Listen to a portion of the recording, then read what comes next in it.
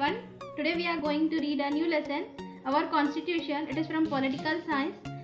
India had to face many problems soon after independence. Rehabilitating the refugees who migrated from Pakistan, merger of the princely states, maintenance of law and order are the challenges during the beginning of independence. Sardar Patel successfully achieved the merger of the princely states and provinces with the Union of India. Even the challenge of framing a constitution in order to enable us to govern the country was also fulfilled. The Indian Constituent Assembly.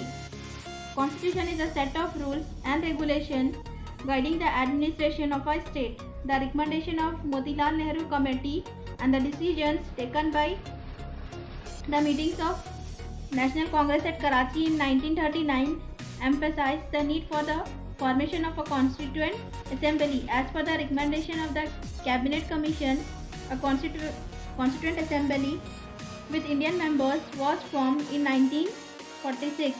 The Assembly had 389 members, but with the partition of India, the total number of members came down to 299. There were 7 members from Mysore princely state. The first meeting of the new Constituent Assembly was held on 9 December 1946. The next meeting on 11 December 1946 under the chairmanship of Dr. Rajendra Prasad.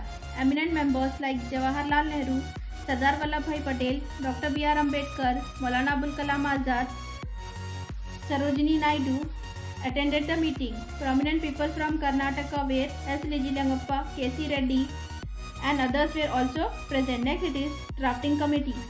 The Constituent Assembly formed 22 committees and 5 subcommittees to attend in detail all the issues related to the country.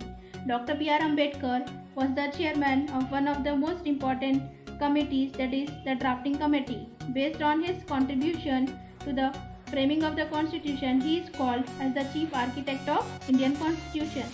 Framing of the Constitution. The Constituent Assembly took 11 months and 18 days to complete its work. During these discussions, various laws enacted by the British government in 1909, 1919 and 1935, the British parliamentary system, the American Bills of Rights as well as the social directive policies of Ireland were studied and some elements of those were incorporated.